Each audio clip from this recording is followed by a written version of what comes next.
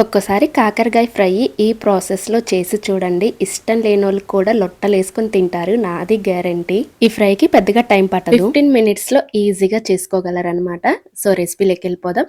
First కాకరకాయలని నీట్గా ఇలా cut చేసుకొని ఇప్పుడు ఇందులోకి 1 టేబుల్ స్పూన్ సాల్ట్ వేసుకోవాలి.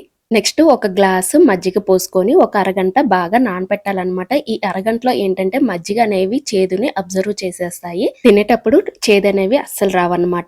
ఈలోపు మిక్సీ జార్ తీసుకొని అందులోకి 2 పెద్ద సైజు ఉల్లిపాయలు ఇలా పీసెస్ గా కట్ చేసుకొని మిక్సీలో వేసుకోవాలి. రుచికి సరిపడా సాల్ట్, 2 టేబుల్ స్పూన్ల కారం వేసుకొని కచ్చా పచ్చగా గ్రైండ్ చేసుకోవాలన్నమాట. మెత్తగా అయితే పట్టుకోకండి, ఇలా కచ్చా పచ్చగా గ్రైండ్ చేసి పక్కన పెట్టుకోండి. నెక్స్ట్ మనం ఇందాక మజ్జిగలో నానేసిన కాకరకాయలని ఇలా మొత్తం మజ్జిగంతా పిండేసుకొని వేరే ప్లేట్లోకి ట్రాన్స్ఫర్ చేసేసుకోండి. నెక్స్ట్ స్టవ్ మీద కడాయి పెట్టుకొని కొంచెం ఆయిల్ ఎక్కువే వేసుకోండి.